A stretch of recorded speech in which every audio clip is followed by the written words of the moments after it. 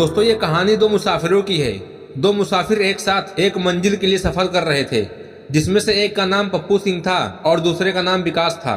दोस्तों उन दोनों के स्वभाव में बहुत फर्क था। विकास बहुत ही दयालु था और वहीं पप्पू सिंह स्वभाव से बहुत कंजूस और लालची था।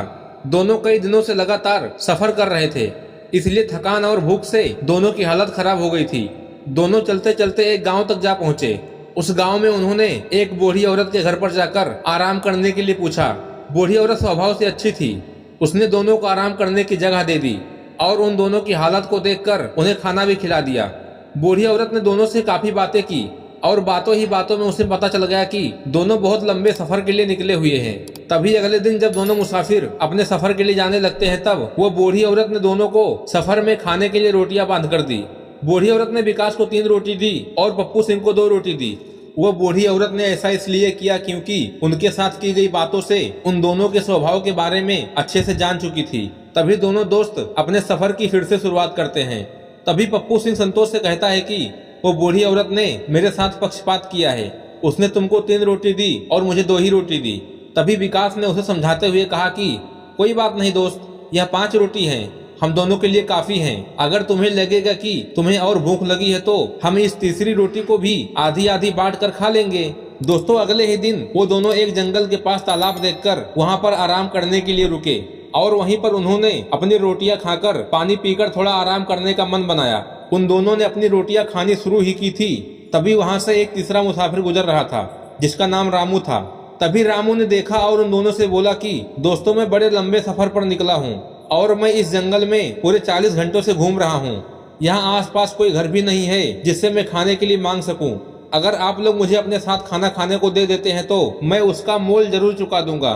दोस्तों पप्पू सिंह तो चुपचाप था, लेकिन विकास ने उससे बोला कि कोई बात नहीं, आओ तुम भी हमारे साथ खा लो।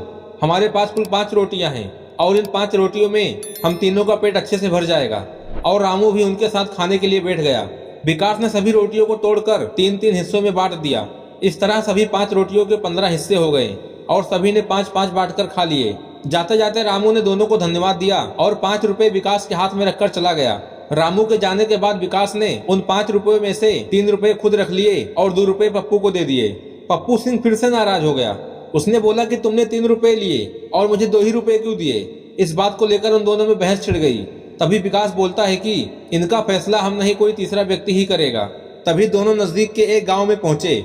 वहां पर गांव वालों से समझदार आदमी के बारे में पूछने लगे और गांव वालों ने वहां के सरपंच का नाम बताया। दोनों सरपंच के पास पहुंच गए।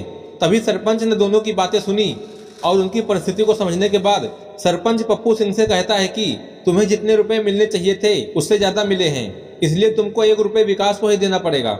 दोस्तों सरपंच की बात सुनकर पप्पू चौंक गया। उसने सोचा कि कहाँ वो ज्यादा रुपए पाने के सपने देख रहा था और सरपंच ने उसे 1 रुपए विकास को ही देने के लिए कह दिया। उसने जब ऐसा करने का कारण पूछा तो सरपंच ने समझाते हुए कहा, देखो विकास के पास 3 रोटियां थी जिसके 9 टुकड़े किए गए और तुम्हारे पास 2 रोटियां थी जिसके मात्र 6 टुकड़े किए गए। तुमने अपने टुकड़ों में से 5 टुकड़े खुद खा लिए और बचा हुआ सिर्फ 1 टुकड़ा तुमने रामू को दिया, यानी कि रामू को बाकी के 4 टुकड़े विकास ने दिए।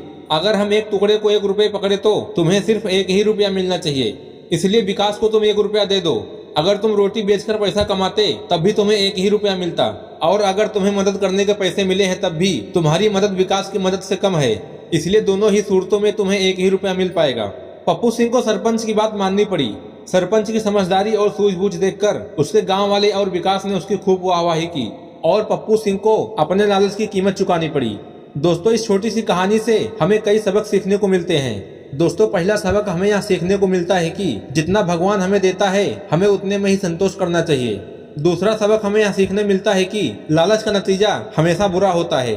और तीसरा सबक हमें यहाँ सीखने मिलता है कि हम हर परेशानी को समझदारी और सूझबूझ से और बिना झगड़ा किए किसी और नजरिए से हल कर सकते हैं। दोस्तों वीडियो पसंद आया होगा तो वीडियो को लाइक करें, चैनल को सब्सक्राइब करें। मिलते हैं किसी अन्य वीडियो में, तब तक के लिए धन्यवाद।